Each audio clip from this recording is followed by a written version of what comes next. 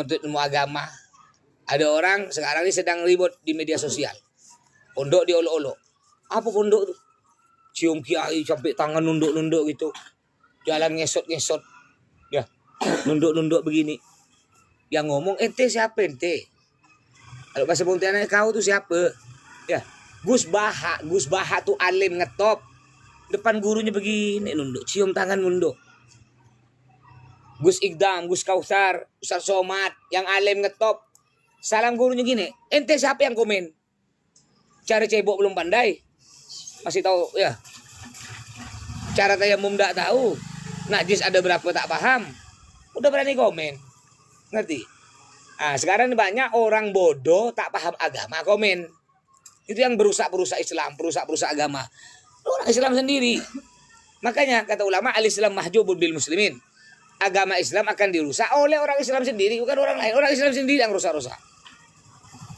Ada lagi viral, kiai dijelek-jelekkan.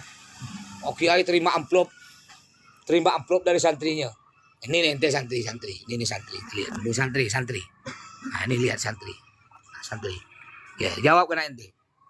Ente salaman ke emas fulus pernah? Selama ente munduk pernah enggak salaman ke emas langsung? Enggak pernah kan? Paling orang tua ente pernah salaman ke emas fulus. Kapan? Nanti setahun sekali. Acara haflatul imtihanan.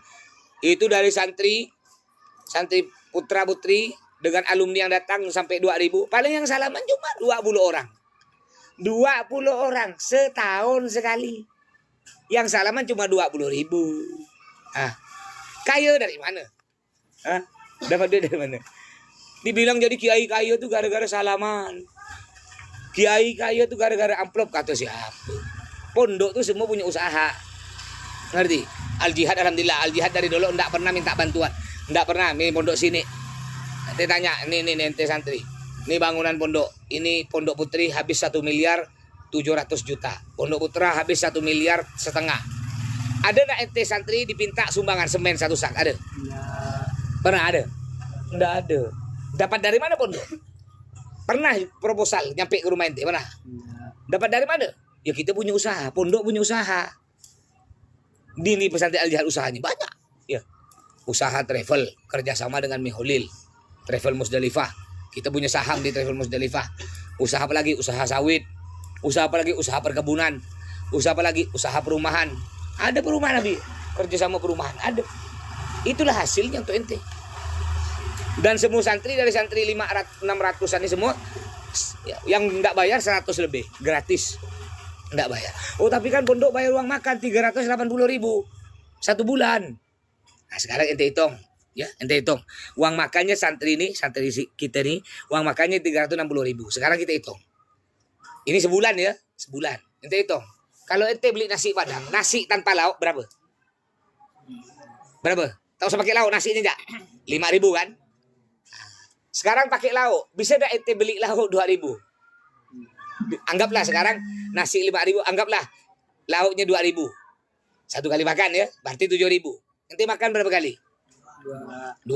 Gampangnya genapkanlah 7.500 biar enak. 2 kali 7.500 kali 2 berapa? 14.000 enaknya ya. 1 hari. Kalikan 30 hari berapa? Hah? 15.000 kalikan 30 hari berapa? 450.000. Dah, pondok udah rugi berapa ente hitung? Simpan dulu. 450.000. Terus ente mandi pakai air apa pakai pasir? Pakai air. Air itu beli apa gratis? Ledeng tuh. Ente tahu bayaran ledeng sini per bulan 13 juta. Udah banyak dari mana? Hah? Keluar lagi pondok kan? Rugi lagi dari ledeng. Listrik. Ente pakai bulan ke taklem?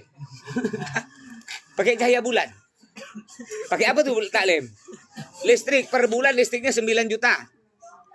Terus guru yang ngajarin ente itu guru. Diberi duit bensin apa gratis? Beri duit bensin guru tuh macam-macam jamnya, ada yang 300.000 sebulan, ada 500.000, ada 1 juta. Gaji guru. Gaji gurunya tuh per bulan 27 juta. Ayo. Terus ente tinggal di pondok sebulan. Kalau ente ngekos di luar, ngekos yang di luar tuh, kamar kecil tuh, itu 1 bulan 500.000. Tak dapat makan. Ente 1 bulan 380.000 dapat makan. dapat tinggal lah itu kan, dapat kamar, gratis air lagi, listrik gratis, apalagi ente diajar dari pagi sampai malam gratis dari 380.000. Sekarang pondok untung dari mana? Hah? Ente pikir untung apa tekor? Tekor. Makanya semua pondok punya usaha. Nggak ada pondok ngemis-ngemis, nggak ada. Pondok punya usaha. Mas bisa bangun rumah, bisa beli mobil, usaha. Bukan gitu ngemis kayak santri, enggak. Kita punya usaha. Ya, Mas punya kebun enggak? Alhamdulillah ada kebun jengkol, ada kebun petai. Ya, punya usaha gitu. Ya berangkat umroh. Sama. Jadi orang tak paham dikira pondok ngemis-ngemis. Ngemis-ngemis dari mana? Paham? Nah, makanya kalau enggak paham jangan komen. Fas'alu ahla dzikri in kuntum la ta'lamu. Tanyakan kepada ahlinya kalau kau tak tahu. Kalau ente mau pingin tahu cara buat molen, tanyakan ke tukang molen. Paham enggak? Ente pingin tahu cara buat apa namanya? Bengkel motor ente rusak. Jangan ente bengkel sendiri kalau tak tahu, tambah rusak. Pergi ke bengkel motor. Tapi alhamdulillah, ya kita mondok terasa. Mas mondok 15 tahun. Alhamdulillah terasa hasilnya sekarang. Ada orang nguluk-nguluk. Alumni pondok mau jadi apa nanti besarnya? Mau jadi apa? Ada enggak presiden dari pondok? Presiden yang keempat, almarhum siapa tuh? Gus Dur itu alumni pondok jadi presiden. Ya, kata ada orang nguluk-nguluk pondok bisa jadi apa pondok? Lu jadi presiden, Gus Dur. Masya Allah, beliau alumni pondok. Bahkan dia putra kiai punya pondok. Jadi presiden. Sekarang ada menteri namanya Nusron Wahid. Jadi menteri. Belum jadi anggota dewan di pondok di Pontianak di Kalimantan Barat. Alumni pondok jadi anggota dewan. Mungkin ada 30. Belum lagi jadi bupati, gubernur. Belum kok. Nih wakil wali kota Pontianak sekarang bahasan. Itu alumni pondok. Alumni pondok bata-bata. Jadi jangan remehkan pondok. Pondok ini berdiri udah lama. Pondok Sidogiri kalau tidak salah udah 250 tahun kalau tidak salah. Pondok Lirboyo 115 tahun. Pondoknya tuh. Sebelum Indonesia merdeka pondok udah ada. Ya. Jadi sebelum Indonesia merdeka nih pondok udah ada. Santri-santri itu memperjuangkan negara Indonesia nih, ikut perang melawan Belanda, mengusir Belanda. Dari dulu udah ada. Paham ya? Itu hasilnya alumni pondok. Ustadz Somad tuh hasilnya tuh. Gus Baha itu alumni pondok. Yang kata orang sekarang jadi budak kiai. Yang saya nunduk-nunduk pada kiai. Apa salahnya? Ngerti? Ente ke pacar ente. Yang pacaran haram. Cium tangan pacar. Dibilang laki-laki keren. Padahal haram, maksiat. Ketika cium tangan kiai, nyembah kiai kata dia. Ente beri duit, beri hadiah kepada pacar ente. Mantap. Level kelas tinggi. Ketika ente beri duit kepada ulama, beri hadiah ke ulama, diolo-olo. Paham enggak? Padahal susunan tingkatan kita sedekah paling besar pahalanya itu ada 5 tingkat. Ente sedekah kepada fakir miskin itu tingkat bawah. Tak fakir miskin yang maksiat masih tingkat bawah. Ada fakir miskin yang ahli ibadah. Ada juga kita kepada santri yang menuntut ilmu agama. Ente tahu tertinggi kita sedekah kepada siapa? Pahalanya paling besar kepada ulama. Kenapa? Karena kalau kita sedekah kepada ulama, duitnya bukan cuma untuk pribadi, duitnya untuk bangun pesantren, untuk menyantuni santri, anak-anak yatim di pondok. Ente sholat, pahalanya ngalir yang beri duit. Ente ibadah, pahalanya ngalir yang beri duit. Ente taklim, pahalanya ngalir yang beri duit. Sedangkan ente beri duit ke fakir miskin, belum tentu dia sholat, belum tentu dia tutup aurat, belum tentu duitnya untuk ibadah. Baik.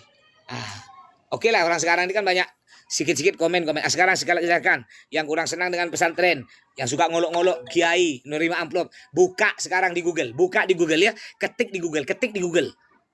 Tingkatan pahala sedekah tertinggi kepada siapa? Buka di Google. Yang sekarang yang di kitab, enggak tahu kitab ya. Yang sikit-sikit Google, buka di Google ya. Mungkin kitab ini kitab gundul tak pandai baca, buka di Google. Tingkatan sedekah tertinggi diberikan kepada siapa? Buka di situ, lengkap di situ ada. Ya. Paham ya? Jadi kata ulama al-Islam mahjubun bil muslimin. Agama Islam akan dirusak oleh orang Islam sendiri. Itulah pentingnya kita menuntut ilmu agama. Ya, tapi kalau emas prinsip enggak. Anak emas semuanya wajib mondok. Wajib mondok. Kenapa? Karena emas sendiri terasa berkahnya sampai sekarang. Alhamdulillah. Nikmat, hidup nikmat. Ya, hidupnya berkah. Wajib mondok semuanya. Mak punya anak 1000, 1000-nya wajib mondok. 1000 anak emas. Andai kan mak punya anak 1000, mak mondokkan semua. Semuanya. Mak mondokkan. Ya. Ente nanti kalau punya anak mau mondok apa enggak? Mondok. Ya. Hasilnya, Pak. Presiden Gus Dur, presiden nomor 4 alumni pondok. Ya. Jangan remehkan pondok. Ada jadi presiden, menteri, pejabat banyak. Polisi banyak dari alumni pondok. Oh, kalau ada alumni pondok salah. Umpamanya ada orang ngolok-ngolok. Tapi kan ada Ustadz Walid. Ya, Walid nak Dewi boleh. Gitu ya. Ada kiai cabul kan. Jangan kita pukul rata, enggak semua kiai gitu, enggak semua pondok gitu. Ya, banyak yang bukan mondok, apa yang guru-guru sekolah luar umum banyak juga yang gitu. Tapi kita tak usah pukul rata. Makanya cerdas dalam menilai seseorang, harus cerdas dalam menilai seseorang. Paham ya? Jangan dipukul rata. Ya. Ini di Pontianak, saudara. Pontianak Pondok Pesantren Al Jihad. Semoga Allah jaga antum doa. Amin amin. Sambil ngajar santri.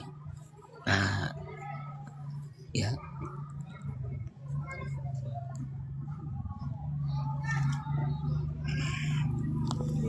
Samir. Bayunda bu kafu ya daiji. Juga kadang-kadang. Kalau zaman dulu, zaman masih kecil lah. Kalau dipukul guru, dicubet, ditempeleng, lapor ke orang tuanya langsung nambah.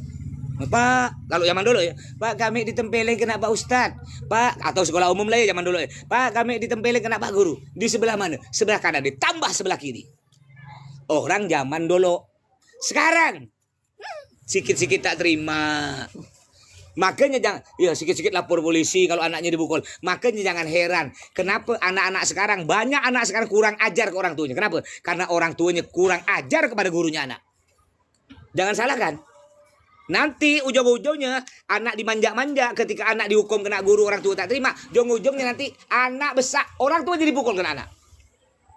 Lihat ya nanti. Makanya kata Imam Syafi'i apa? Isbir dalam kitab Diwan, kitab Nusus, Imam Syafi'i mengatakan, isbir ala murril jafa min muallimin fa inna rusubal ilmi fi nafaratihi. Sabar kata Imam Syafi'i, sabar atas hukuman sanksi dari gurumu. Fa inna rusubal ilmi fi nafaratihi, karena gagalnya menuntut ilmu disebabkan tidak terima dihukum oleh guru. Dihukum apa pun kena guru, sabar. Mau diberdirikan, dijemur, dicubet, sabar. Ya, sekarang sikit-sikit tak terima. Enggak kayak dulu. Samir, terus. Betul. Ya, makanya anak-anak sekarang banyak kurang ajar ke orang tua. Banser jauh hadir, siap komandan. Ya.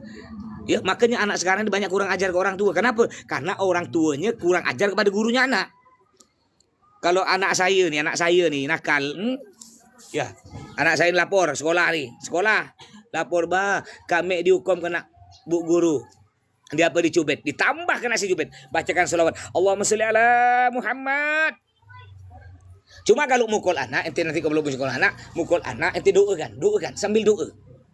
Ente cubit anak ente baca selawat dan sambil doa. Allahumma sholli ala Muhammad. Mudah-mudahan ente jadi ulama, mudah-mudahan ente jadi anak soleh, mudah-mudahan ente jadi penghafal Quran, mudah-mudahan ente jadi orang yang hindarkan orang tua dunia akhirat. Allahumma sholli ala Muhammad. Gitu ya.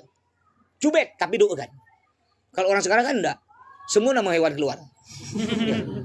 Anjing, babi, setan kata dia. Anak besar jadi setan. Ngapa doanya salah? Setan. Paham? Jadi doakan. Kalau orang tua doakan anak tiap hari wajar. Ya, orang tua biasanya doakan anak setelah sholat kan. Kebanyakan orang tua doakan anak setelah sholat. Tapi kalau ulama-ulama zaman dulu doakan anak bukan setelah sholat, dia doakan. Bukan cuma setelah sholat, setiap melihat anaknya didoakan. Setiap melihat didoakan pakai dalam hati. Ngelihat anaknya main, ya Allah jadikan dia anak yang soleh. Ya. Dapat 5 menit anaknya main, datang ke, ya Allah jadikan dia orang yang hafal Quran. Setiap melihat anak didoakan, bukan cuma 5 waktu. Ini gimana anaknya akan jadi anak soleh-soleh, orang tuanya tak pernah doakan anak.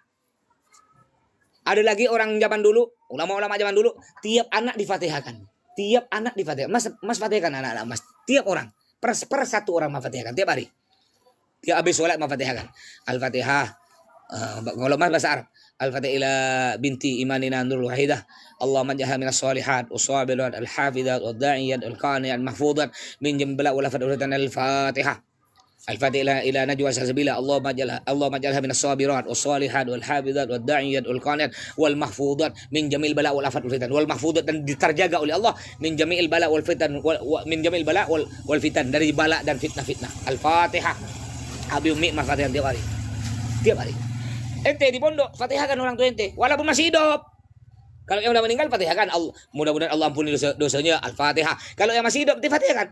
Al-Fatihah untuk bapak sebut namanya.